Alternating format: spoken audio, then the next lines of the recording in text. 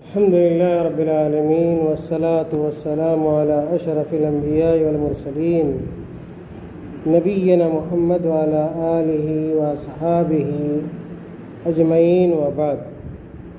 قال الله تعالى في القرآن الكريم: أعوذ بالله من الشيطان الرجيم ولكن الشياطين كفروا يعلمون الناس السحر. وقال تعالى في مقام آخر: وما يعلمان من أحد حتى يقولا إنما نحن فتنة فلا تكفر. محترم حاضرین اور ناظرین کرام، آپ کو یاد ہوگا کہ رمضان المبارک سے پہلے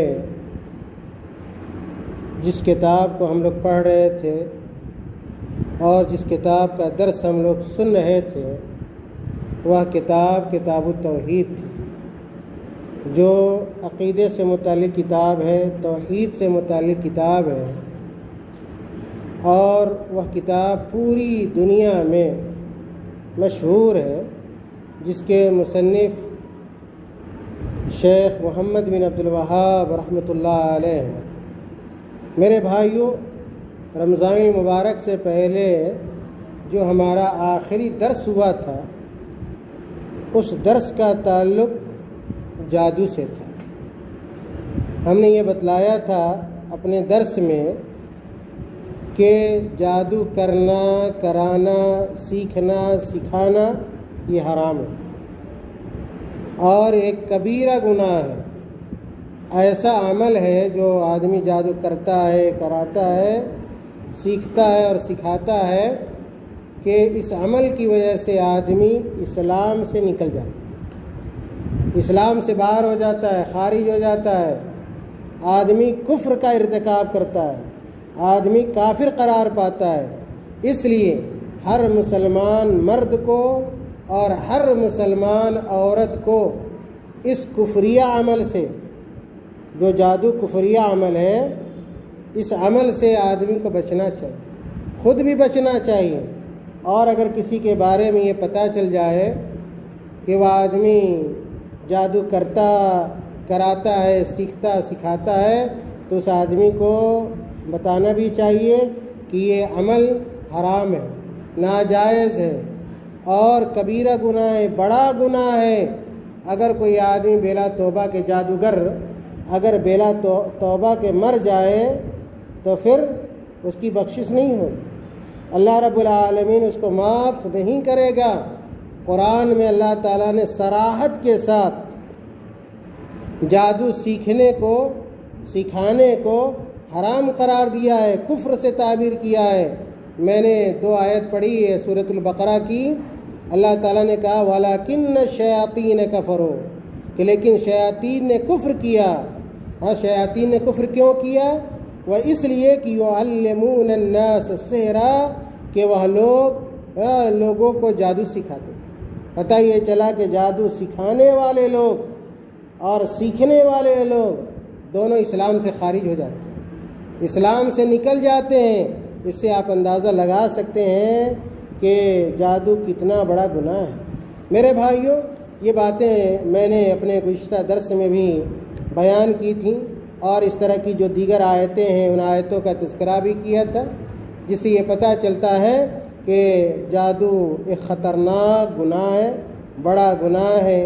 میں نے اللہ کے نبی صلی اللہ علیہ وسلم کی کئی حدیثیں پڑھی تھیں آپ کے سامنے، اور ان حدیثوں کی روشنی میں ہم نے یہ بتلانے کی کوشش کی تھی کہ اللہ کے نبی صلی اللہ علیہ وسلم نے بھی جادو کے عمل سے، کرنے کرانے سے ہمیں روکا ہے، منع کیا ہے۔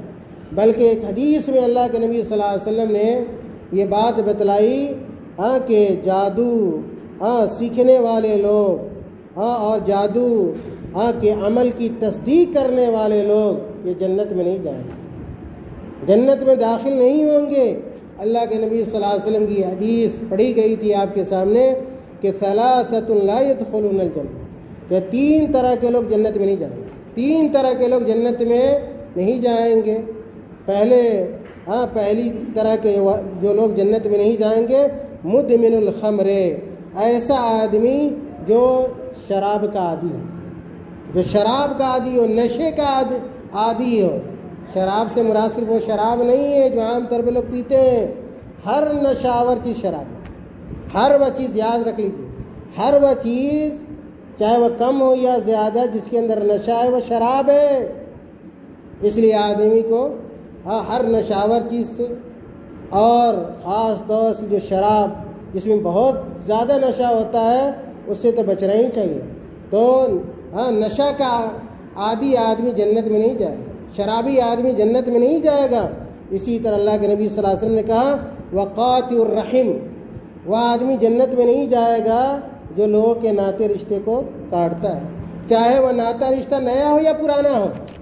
کسی طرح کا بھی اگر کوئی آدمی رشتہ داری کو کاٹتا ہے، نئی رشتہ داری، مثال کے طور پہ لڑکے کی شادی کہیں لگ رہی ہے، کسی کے لڑکی کی شادی کہیں لگ رہی ہے، اور کوئی آدمی جا کر اس رشتے کو کاٹ دے، اس رشتے کو خراب کر دے، تو یہ بھی رشتہ کاٹنا ہے۔ اور وہ بھی رشتہ کاٹنا ہے کہ پہلے سے آپس میں تعلقات، رشتہ داریاں ہیں، باپ بیٹے میں رشتہ ہے، ماں بہن میں رشتہ ہے، بیٹی میں رشتہ داری ہے، چچا بھتیجے میں رشتہ داری ہے۔ اس طرح کی جو بھی رشتہ داریاں ہیں، اگر کوئی آدمی اس کو کاٹتا ہے، خراب کرتا ہے، آپس میں دوری پیدا کرتا ہے، تو اللہ کے نبی صلی اللہ علیہ وسلم کی حدیث کے ضمن میں ایسے رشتے بھی آتے ہیں، اور پتہ چلتا ہے کہ ایسے لوگ بھی جنت میں نہیں جائیں گے، جنت میں داخل ہونے سے محروم رہیں گے۔ ہو سکتا ہے یا تو آدمی ہمیشہ کے لیے جنت میں نہ جائے، یا یہ بھی ہو سکتا ہے کہ جو لوگ پہلے شروع میں جن لوگوں کو جنت میں جانا نصیب ہوگا، تو شروعاتی مرحلے میں ایسے لوگ جنت میں نہیں جائیں گے جب تک کہ اپنے گناہ کے بدلے میں وہ سزا حاصل نہیں کر لیں۔ نمبر 3 جو اللہ کے نبی صلی اللہ علیہ وسلم نے بیان کیا کہ تیسرا شخص جو جنت میں نہیں جائے گا وہ متصدق بالسحر، اللہ کے نبی صلی اللہ علیہ وسلم نے کہا کہ جادو کی تصدیق کرنے والا، جو آدمی یہ کہے کہ نہیں جادو صحیح ہے، جادو درست ہے، جادو سے یہ ہوتا ہے، جادو سے ہمارا فلاں کام ہو گیا، فلاں سامان مل گیا، فلاں بیٹا مل گیا، فلاں ہماری بیٹی مل گئی، تو اللہ کے نبی صلی اللہ علیہ وسلم کہتے ہیں کہ جو آدمی جادو کی تصدیق کرتا ہے وہ آدمی بھی جنت میں نہیں جائے گا۔ میرے بھائیوں، اسی طرح میں نے اہل علم کے بہت سارے اقوال بیان کیے تھے۔ اہل علم نے واضح طور پہ یہ کہا ہے کہ جادوئی عمل کرنا یہ حرام ہے۔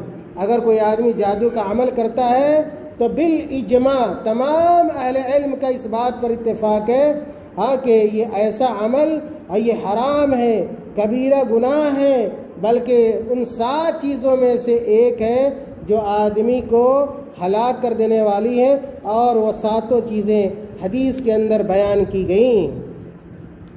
اور میں نے یہ بھی بتلایا تھا کہ اگر کوئی آدمی جادو کا کاروبار کرتا ہے، آج جادو کے نام پر لوگوں کو ڈرایا جاتا ہے، جادو کے نام پر لوگوں کو ڈرایا جا رہا ہے، خوف میں مبتلا کیا جاتا ہے کہ اگر تم ہماری بات نہیں مانو گے، ہمارا کام نہیں کرو گے، ہم تم پر جادو کر دیں گے، خود کر دیں گے یا کرا دیں گے، دھمکایا جاتا ہے، اور جادو کے نام پر لوگوں کو لوٹا جاتا ہے، لوگوں سے پیسے حاصل کیے جاتے ہیں، مال اور دولت حاصل کی جاتی ہے کہ اتنا پیسہ دو گے تو تمہارا جادو یہ ختم کروا دیں گے۔ تو یہ لوٹ کھسوٹ کا بازار ہے، ٹھگی کا بازار ہے جادو کے نام پر، اس لیے لوگوں کو محتاط ہونا چاہیے، اور اس طرح کی جو شرعی باتیں ہیں ان باتوں کو جاننا چاہیے تاکہ آپ دھوکے میں نہ آئیں، آپ خوف میں مبتلا نہ ہو، کوئی آدمی آپ کو ڈرا نہ سکے، کوئی آدمی ناجائز طریقے سے آپ کے پیسے کو حاصل نہ کر سکے، آپ کو دھوکہ نہ دے سکے۔ اس لیے اس طرح کی باتوں کا جاننا نہایت ضروری ہے۔ ہم نے یہ بتلایا تھا کہ اسلام میں جادوگر کی سزا بڑی سخت ہے، جادوگر کی سزا بڑی سخت ہے۔ اللہ کے نبی صلی اللہ علیہ وسلم نے ایک حدیث کے اندر بیان فرمایا، وہ حدیث بھی گزر چکی ہے کہ اللہ کے نبی صلی اللہ علیہ وسلم نے کہا حد الساحر ضربۃ بالسیف، کہ جادوگر کی حد یہ ہے، اس کی سزا یہ ہے کہ اس کو زندہ نہ چھوڑا جائے، اس کو مار ڈالا جائے، اس کی گردن مار دی جائے۔ بتائیے اتنی بڑی سزا ہے کس آدمی کی جو آدمی جادو کرتا یا ایک ایک کراتا ہے، اور اس معنی کی بہت ساری حدیثیں ہیں، جن میں سے بعض حدیثیں ہم نے آپ کو سنائی تھی، اور ہم نے یہ بھی بتلایا تھا کہ اگر کسی آدمی کے اوپر جادو ہو جائے تو اس سے بچاؤ کا طریقہ بھی ہے، اس سے بچا بھی جا سکتا ہے، اور کچھ ایسی چیزیں ہیں جن چیزوں کو اگر آپ کرتے رہیں گے پہلے سے تو جادو کا اثر آپ کے اوپر نہیں ہوگا۔ دقت یہ ہوتی ہے کہ ہم لوگ شرعی پابندیوں کو اختیار نہیں کرتے ہیں، شریعت میں جو طریقہ ہمیں بتلایا زندگی گزارنے کا، ان طریقوں پر ہم نہیں چلتے ہیں، جس کی وجہ سے کبھی ہم شیطان کے شکار ہو جاتے ہیں، اس کے شر کے شکار ہو جاتے ہیں، کبھی جنات کے شر کے شکار ہو جاتے ہیں، اور کبھی جادو کا اثر ہمارے اوپر ہو جاتا ہے۔ یہ اس وجہ سے ہوتا ہے کہ شریعت کی پابندی ہم لوگ نہیں کرتے ہیں۔ اس طرح کی بہت ساری چیزیں جو حفاظتی تدابیر ہیں، اگر ہم اختیار کریں، شریعت کے اصولوں کی پابندی کریں، تو انشاءاللہ ہم لوگ جادو کے اثر سے محفوظ رہ سکتے ہیں۔ مرد حضرات بھی محفوظ رہ سکتے ہیں، جس طرح جادو کا اثر عورتوں پر ہوتا ہے، مردوں پر بھی ہوتا ہے، جوانوں پر بھی ہوتا ہے، بوڑھے آدمی پر بھی ہو سکتا ہے۔ تو جو احتیاطی تدابیر ہیں ان کو اختیار کرنا چاہیے۔ سب سے پہلی جو تدبیر ہم نے بتلائی تھی آپ لوگوں کو کہ ہمیں اور آپ کو اپنا عقیدہ مضبوط رکھنا چاہیے، یاد ہوگا آپ لوگوں کو۔ ہم نے کہا تھا کہ دکھ اور یہ جادو کیا ایک طرح کا مرض ہے، ایک طرح کی بیماری ہے۔ میں نے کہا تھا کہ جس طرح دوسری بیماری ہمیں لاحق ہو جاتی ہے اور دوسری بیماری میں ہم مبتلا ہو جاتے ہیں، اسی طرح اللہ تعالیٰ کی مشیت سے، اگر اللہ تعالیٰ کی مشیت نہ ہو، اللہ تعالیٰ کی مرضی نہ ہو، تو کوئی بھی کسی طرح کا جادو ہمارے اوپر اثر نہیں کرے گا۔ اس لیے ہمیں یہ پختہ ایمان رکھنا ہے، ہمارا یہ مضبوط عقیدہ ہونا چاہیے کہ جادو ہو یا کوئی اور مرض ہو، بیمار کرنا اللہ کے ہاتھ میں، شفا دینا اللہ کے ہاتھ میں۔ کوئی آدمی بھی اپنی حرکت میں یا جادو میں اس وقت تک کامیاب نہیں ہو سکتا، آپ کے اوپر جادو چلا ہی نہیں سکتا ہے، کر ہی نہیں سکتا ہے، جب تک کہ اللہ رب العالمین نہ چاہے۔ اس لیے ہمیں سب سے زیادہ ضروری یہ بات ہے کہ ہم اپنا عقیدہ درست رکھیں، اپنا عقیدہ مضبوط رکھیں، اور ہمیشہ اللہ تعالیٰ پر توکل کریں، بھروسہ کریں، کسی انسان سے نہ ڈریں۔ اگر ڈر اور خوف ہونا چاہیے تو اللہ رب العالمین سے ہونا چاہیے۔ میں نے یہ آیت پڑھی تھی سورۃ البقرہ کی کہ اللہ تعالیٰ نے کہا وَمَا هُمْ بِضَارِّينَ بِهِ مِنْ أَحَدٍ إِلَّا بِإِذْنِ اللَّهِ، کہ جادو بھی اسی وقت نقصان پہنچا سکتا ہے جب اللہ رب العالمین کا حکم ہو، اللہ تعالیٰ کی مرضی ہو۔ اللہ تعالیٰ کی مرضی نہیں ہوگی تو بڑے سے بڑے جادوگر کا جادو ہمارے اوپر کامیاب نہیں ہو سکتا ہے۔ اور دوسری بات ہم نے یہ بتلائی تھی، پہلی بات عقیدہ مضبوط رکھیں، ہمیشہ اللہ پر مضبوط اعتماد، مضبوط بھروسہ ہونا چاہیے۔ دوسری بات ہم نے یہ بتلائی تھی احتیاطی تدابیر میں سے کہ ہمیشہ جہاں رہے اللہ تعالیٰ سے ڈرتے رہیں، اللہ تعالیٰ سے ڈرتے رہیں۔ جنات سے جتنا زیادہ ڈریے گا اتنا ہی ڈرائے گا، شیطان سے جتنا ڈریے گا اتنا ہی ڈرائے گا، سمجھ رہے ہیں؟ اور جو آدمی اللہ تعالیٰ سے ڈرتا ہے وہ کسی سے نہیں ڈرتا۔ تو ہمیں اللہ تعالیٰ کا تقوی اختیار کرنا چاہیے، اللہ تعالیٰ سے ڈرتے رہنا چاہیے۔ قرآن میں اللہ تعالیٰ نے کہا وَمَن يَتَّقِ اللَّهَ يَجْعَل لَّهُ مَخْرَجًا، وَمَن يَتَّقِ اللَّهَ يَجْعَل لَّهُ مَخْرَجًا۔ جو اللہ تعالیٰ سے ڈرتا ہے اللہ تعالیٰ ہر مصیبت سے اس آدمی کو نکال دیتا ہے، چاہے آپ جتنی بڑی مصیبت میں کیوں نہ ہو۔ اگر اللہ کا ڈر ہوگا دیکھیے گا دھیرے دھیرے ساری مصیبت آپ کی، ساری پریشانی آپ کی ختم ہو جائے گی، اور اللہ پر بھروسہ کی۔ آج ہم لوگ پتہ نہیں کیسی کیسی چیزوں پہ بھروسہ کرتے، فلاں پیر ہے، فلاں بابا ہے، فلاں مزار ہے، فلاں خانقاہ ہے، فلاں بزرگ ہے، ہم ایسے لوگوں پر بھروسہ کرتے ہیں، اللہ پر بھروسہ نہیں کرتے۔ جب ہمارا کامل بھروسہ توکل اللہ تعالیٰ پر ہوگا تو یاد رکھیے کہ آپ کبھی پریشان حال نہیں ہوگے، کسی اس طرح کی چیزوں سے آپ کا کچھ نہیں بگڑے گا۔ دقت یہ ہے کہ ہمارا بھروسہ اس زمانے میں اور بہت سارے لوگ، بہت سارے مسلمانوں کا بھروسہ اللہ تعالیٰ پر نہیں، اور درگاہوں پر بھروسہ کریں گے، مزاروں پر بھروسہ کریں گے، پتہ نہیں کیسی کیسی چھوٹی چھوٹی چیزوں پر بھروسہ کر لیں گے، چپل جوتا پر بھروسہ کر لیں گے۔ جب گھر بنائیں گے تو دیکھیے گا کیا کیا، کوئی مرچ لگا رہا ہے، کوئی نیمبو لگا رہا ہے، کوئی جوتا چپل لٹکا رہا ہے، کیا کیا لوگ کرتے ہیں۔ یہ چپل پہ بھروسہ کر لیتے ہیں، یہ نیمبو اور پیاز پہ اور مرچ پہ بھروسہ کرتے ہیں، لیکن اللہ پر بھروسہ نہیں کرتے۔ تو کامل بھروسہ ہمیں اللہ رب العالمین پر کرنا چاہیے، اور ہمیشہ جنات سے، شیاطین سے اللہ تعالیٰ سے پناہ مانگتے رہنا چاہیے۔ ہمیشہ یہ کہنا چاہیے کہ اے اللہ ہم تجھ سے تیرا پناہ مانگتے ہیں، اے اللہ تو ہی کیا ہے، جنات کی شر سے بچانے والا ہے، شیطان کے شر سے بچانے والا ہے۔ اور ہم نے یہ بھی کہا تھا کہ اگر کسی کے پاس میسر ہے، یہ میں وہ باتیں بتا رہا ہوں کہ جس کو اگر آپ کرتے رہیں گے تو جادو کے اثر سے آپ بچتے رہیں گے۔ جادو کا اثر ہوگا ہی نہیں، جب اثر نہیں ہوگا تو علاج کی ضرورت نہیں ہوگی، جب اثر نہیں ہوگا تو آپ کو پریشانی نہیں ہوگی، علاج کی ضرورت ہی نہیں پڑے گی۔ کسی بابا کے پاس، کسی پیر مرید کے پاس، کسی درگاہ مزار پہ، کسی جادوگر کے پاس جانے کی آپ کو ضرورت ہی نہیں پڑے گی۔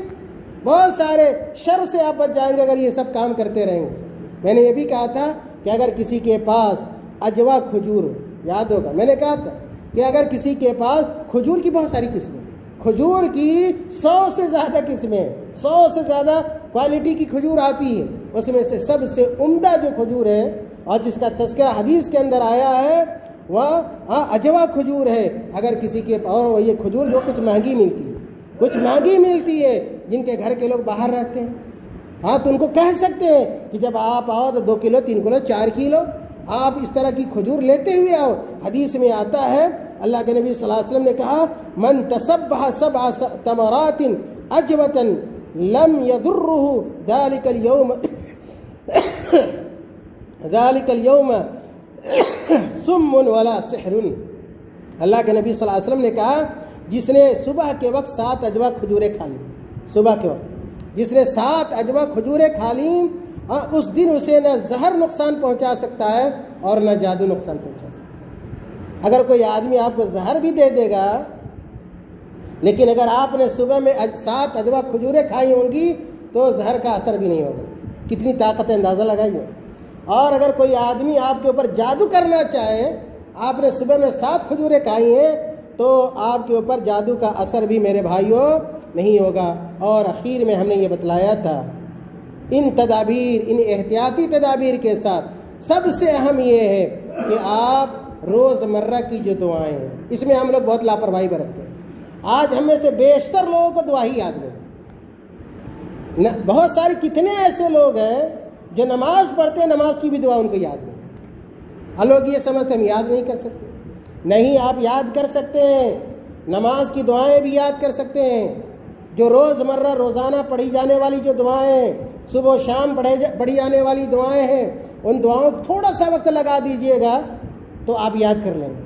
جو صبح شام کی دعائیں ہیں، روز پڑھنے والی دعائیں ہیں، آپ ان دعاؤں کو اگر آپ پڑھتے رہیے گا، ان دعاؤں کا میں نے تذکرہ کیا تھا آپ کے سامنے کہ صبح و شام کی جو دعائیں ہیں، اسی طرح آیت الکرسی ہے، سورۃ الفاتحہ ہے، سورہ بقرہ کی آخری جو 2 آیتیں ہیں، سورہ اخلاص ہے، سورہ فلق ہے، سورہ ناس ہے، اس طرح کی جو صورتیں ہیں، اور بعض دعائیں بھی میں نے بتلائی تھی آپ کو، جیسے جیسے میں نے دعا بتلائی تھی کہ اعوذ بکلمات اللہ التامۃ من شر ما خلق۔ اسی طرح ہم نے یہ دعا بتلائی تھی، بسم اللہ الذی لا یضر مع اسمہ شیء فی الارض ولا فی السماء وہو السمیع العلیم۔ اور اس کے علاوہ بھی دیگر مسنون دعائیں، ماثور دعائیں، اگر روزانہ اگر کوئی آدمی ان دعاؤں کو پڑھتا رہے، جو صبح کی دعا ہے صبح میں پڑھ لے، جو شام کی دعا ہے شام کو پڑھ لے، یاد رکھیے کہ ایسے آدمی پر جادو اثر نہیں کرے گا، جادو اثر نہیں کرے گا، کسی کا حربہ کامیاب نہیں ہوگا۔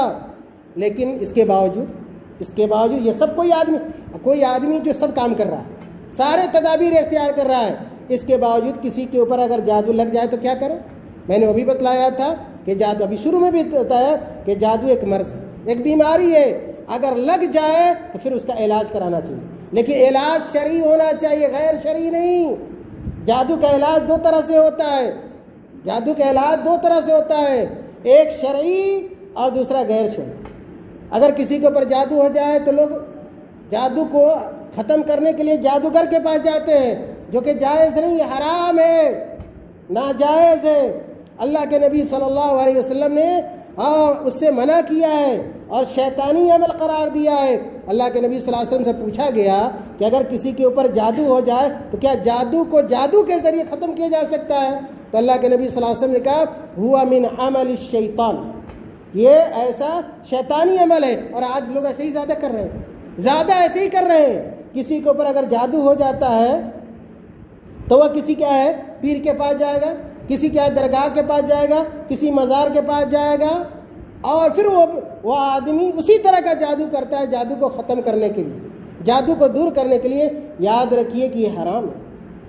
اگر جادو ہو جائے تو اس کو دور کرنے کا شرعی طریقہ ہے، جیسے جو مسنون دعائیں ہیں جو ثابت ہیں ان دعاؤں کو پڑھیں، اذکار و وظائف کو پڑھیں، اور اس کے علاوہ بھی بہت ساری چیزیں ہیں جو جائز چیزیں ہیں، ان چیزوں کو آپ اختیار کر سکتے ہیں۔ صحیح جادو کا علاج کرنے والے کا پتہ لگائیے اور وہاں تک پہنچیے جو غیر شرعی طریقے سے نہیں بلکہ شرعی طریقے سے جادو کا علاج کر سکے۔ میرے بھائیوں، جو معالج ہونا چاہیے، جادو کو ختم کرنے والا آدمی ہونا چاہیے، وہ متقی ہونا چاہیے، پرہیزگار ہونا چاہیے، تب جا کے آپ اسے جادو کا علاج کرا سکتے ہیں۔ اور میں نے یہ بھی بتایا تھا، کوشش یہ کیجیے کہ جادو کا پتہ چل جائے، جادو کا پتہ چل جائے، کیسے جادو کیا گیا ہے، کس چیز کے ذریعے آپ کے اوپر جادو کیا گیا ہے۔ اگر اس چیز کا پتہ چل جائے، جب اس چیز کو آپ ختم کر دیجئے گا تو جادو آٹومیٹک ختم ہو جائے گا، جادو آٹومیٹک ختم ہو جائے گا۔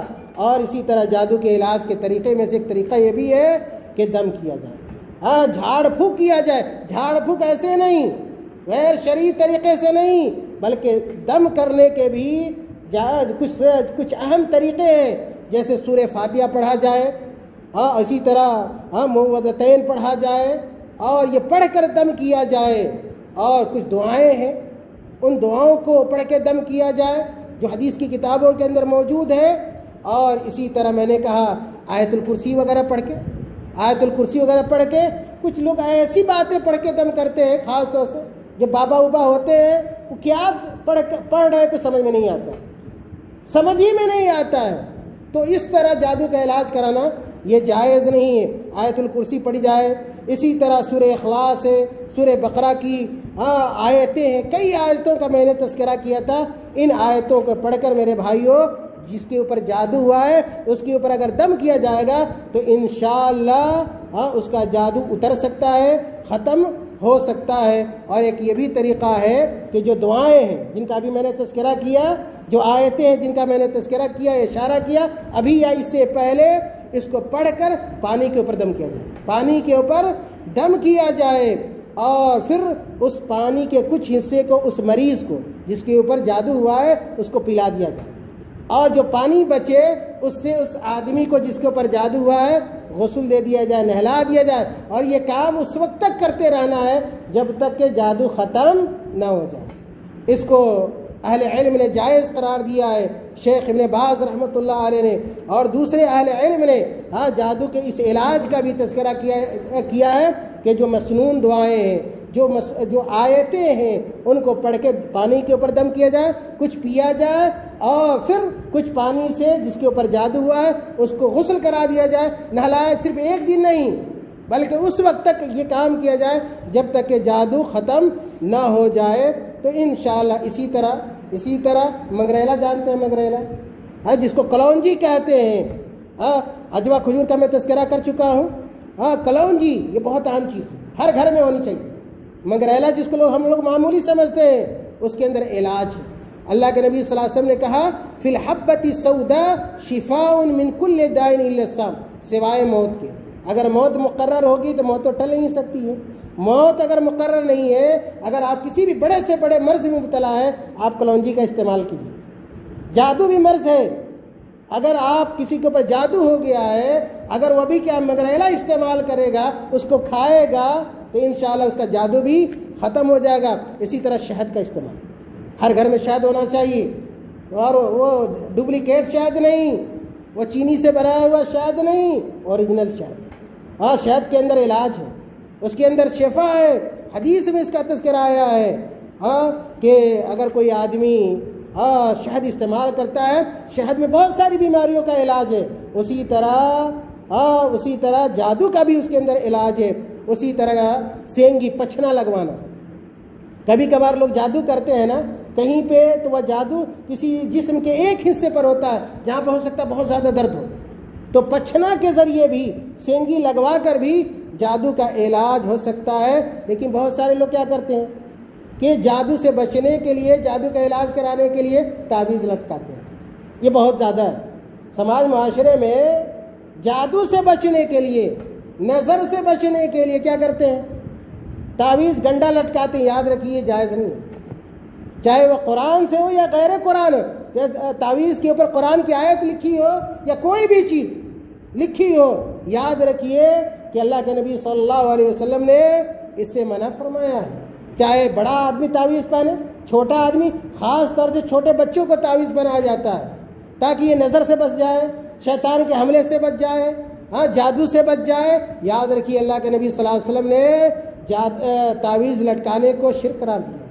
اللہ کے نبی صلی اللہ علیہ وسلم نے کہا من علق تمیمۃ فقد اشرک، جس نے تعویذ لٹکایا اس نے شرک کیا. میرے بھائیوں کہ بعض لوگ ہیں جو کہتے ہیں نہیں قرآن کی آیت اگر ہے تو صحیح ہے.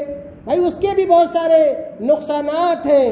اسی لیے اہل علم نے یہ کہا کہ جو قرآنی تعویذات ہیں اس سے بھی بچنا ضروری ہے. ایک آدمی مان لیجیے قرآن کی آیت لکھ کر تعویذ بنا لیتا ہے اور پہن کر پتہ نہیں کہاں کہاں جاتا ہے. عورت پہنتی ہے، کس کس حالت سے دوچار ہوتی ہے، ناپاکی کی حالت ہوتی ہے، پیشاب خانے میں جاتے ہیں، پاخانے میں جاتے ہیں، گندی جگہوں پہ جاتے ہیں. قرآن کی توہین ہوتی ہے، قرآن کی اہانت ہوتی ہے. اس لیے اہل علم نے اس سے بھی منع کیا ہے کہ قرآنی تعویذات یہ سبب بنتا ہے ایسی تعویذ کا جو غیر قرآنی ہے اور قرآن کی اہانت ہوتی ہے اور اس کا تقدس پامال ہوتا ہے. اس لیے ہر قسم کے تعویذ سے ہمیں اور آپ کو بچنا چاہیے. اور خاص طور سے جادو سے بچنے کے لیے، جادو کے علاج کے لیے ہرگز ہمیں تعویذ کا استعمال نہیں کرنا چاہیے. تعویذ لینے کسی مزار پہ، کسی بابا کے پاس، کسی پیر مرید کے پاس، چاہے وہ پیسے سے لے کر دے یا بلا پیسے کے دے، ہمیں خود بچنا چاہیے، اپنے بال بچوں کو بچانا چاہیے اور اپنے پاس پڑوس کے لوگوں کو بھی بتانا چاہیے کہ یہ بہت بڑا گناہ ہے اور بہت بڑا ظلم بھی ہے کہ ہم اللہ پر بھروسہ نہ کر کے تعویذ کے بارے میں بات کی جائے تو بڑی بات ہو جائے گی. آج لوگ تعویذ کے نام پر لوگ کو لوٹ رہے ہیں اور کاروبار ہو گیا، تجارت بن گئی ہے. یہ تعویذ دینا لینا یہ تجارت ہے، کاروبار ہے. بہت اچھا کیا بزنس بن گیا ہے، لوگوں کا کمانے کھوٹانے کا ذریعہ بن گیا ہے. حرام طریقے سے لوگ مال حاصل کر رہے ہیں اور لوگ کے عقیدے کو برباد کر رہے ہیں، لوگ کے دین کو برباد کر رہے ہیں اور لوگ کو جہنم میں پہنچانے کا سبب بن رہے ہیں. تو ایسے لوگوں سے ہوشیار رہنا چاہیے. آج کے درس کا خلاصہ یہ ہے کہ ہمیں جادو کے معاملے میں، سحر کے معاملے میں محتاط رہنا ہے اور جادو سے بچنے کے جو شرعی تدابیر ہیں، احتیاطی تدابیر، انہیں اختیار کرنا ہے. اللہ پر کامل بھروسہ رکھنا ہے، تقوی اختیار کرنا ہے، اللہ تعالیٰ ہی سے ڈرنا ہے، اللہ کے علاوہ کسی اور سے نہیں ڈرنا ہے. اور اگر اس کے باوجود کسی کے اوپر جادو ہو جائے تو جو شرعی طریقہ ہے جادو کو دور کرنے کا، جس کی طرف اشارہ کیا گیا، ان طریقے کو اختیار کرنا چاہیے، غیر شرعی طریقے کو اختیار نہیں کرنا چاہیے اور اہل علم سے رابطے میں رہنا چاہیے. جو اچھے علماء ہیں، جو قرآن حدیث پر عمل کرنے والے علماء ہیں، اگر کوئی اس طرح کا معاملہ کسی کے ساتھ ہو جائے کہ جادو ہو گیا ہے تو مشرک علماء کے پاس نہیں جانا چاہیے، بدعتی لوگوں کے پاس نہیں جانا چاہیے، مزار و درگاہوں پر نہیں جانا چاہیے. جو ربانی علماء ہے، قرآن حدیث پر چلنے والے لوگ ہیں، ان سے پوچھنا چاہیے کہ یہ جو مسئلہ ہے، یہ معاملہ ہے، اس کو ہم کیسے دور کریں، کیسے ہم اپنا علاج کروائیں. ہمارے اوپر جادو ہو گیا ہے، ہم اس سے کیسے باہر آ سکتے ہیں، کیسے نکل سکتے ہیں، اپنا علاج کیسے کروا سکتے ہیں. انشاءاللہ جو اچھے علماء ہوں گے وہ اچھی رہنمائی کریں گے اور انشاءاللہ آپ ہر طرح کی مصیبت سے، ہر طرح کے مرض سے، ہر طرح کی بیماری سے اور ہر طرح کے جادو سے انشاءاللہ ہم اور آپ بچ سکتے ہیں. اللہ تعالیٰ ہم تمام لوگوں کو کہنے سننے سے زیادہ عمل کرنے کی توفیق عطا فرمائے. اللہ تعالیٰ ہم تمام لوگوں کو ہر دکھ سے، ہر مصیبت سے، ہر پریشانی سے، ہر شر سے، خاص طور سے شیطان اور جنات کے شر سے اور جادوگر کے جادو کے اثر سے اللہ تعالی ہم تمام لوگوں کو محفوظ اور مامون رکھے. ہمارے گھر میں امن ہو، سکون ہو، اطمینان ہو، بھائی چارہ ہو، اور کسی کی نظر ہمارے گھر کے اوپر اور کسی کا جادو ہمارے گھر کے اوپر، بال بچوں کے اوپر نہ لگے. آمین. وآخر دعوانا الحمدللہ رب العالمین.